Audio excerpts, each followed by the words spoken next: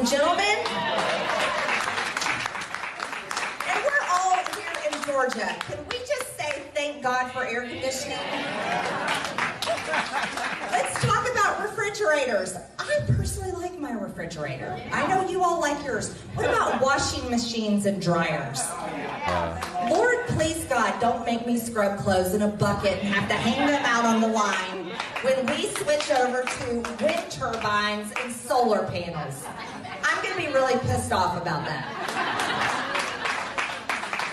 I mean, how absurd is this? I like the lights on. I want to stay up later at night. I don't want to have to go to bed when the sun sets. It's so silly.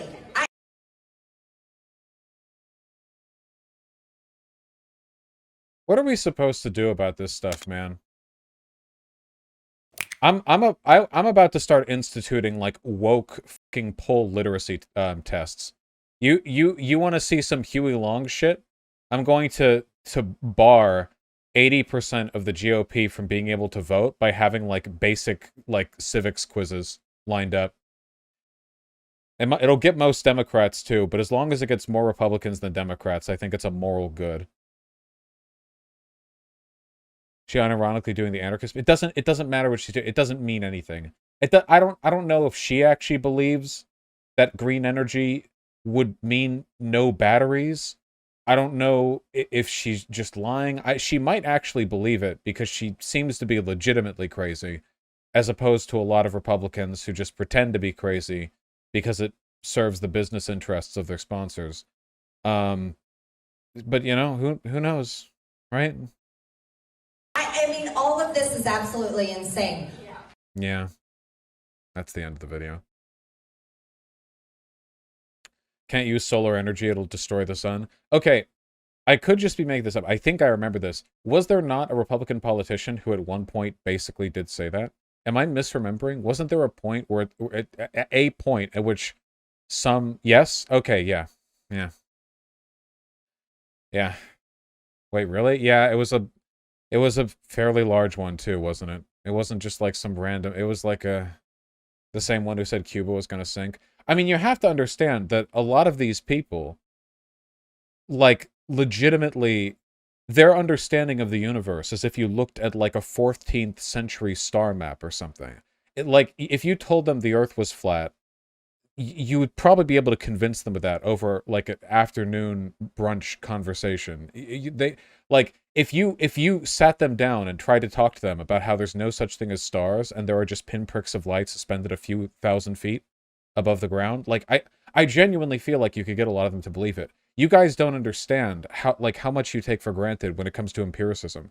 This is why I fucking hate mysticism so much.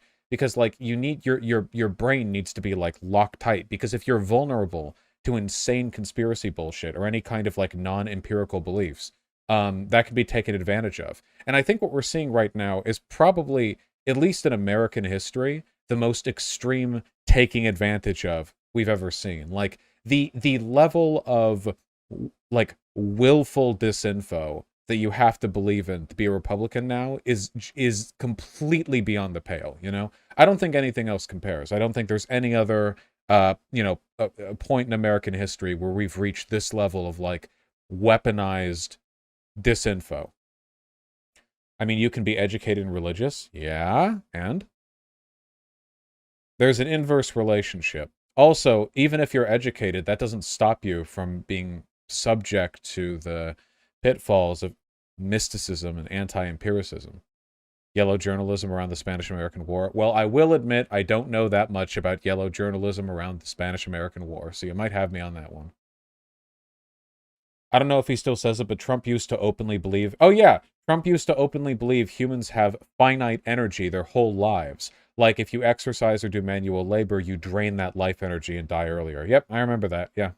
I didn't hear that. Nah, it's something he tweeted, like, before he was president or something. Like, humans are a finite battery or whatever. That was his explanation for not exercising. Seems like you'll live forever then. I exercise every day now. Get off my case, Jack.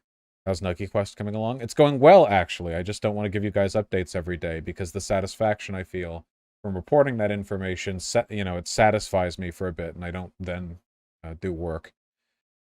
And Christians who actually do believe logic. it doesn't matter whether or not a Christian believes in logic. They still believe in something that isn't logic in addition to the logic. Their prescriptive statements on the metaphysical can still lead them to make decisions that are informed by consequential variables that I don't think exist, which makes them dangerous.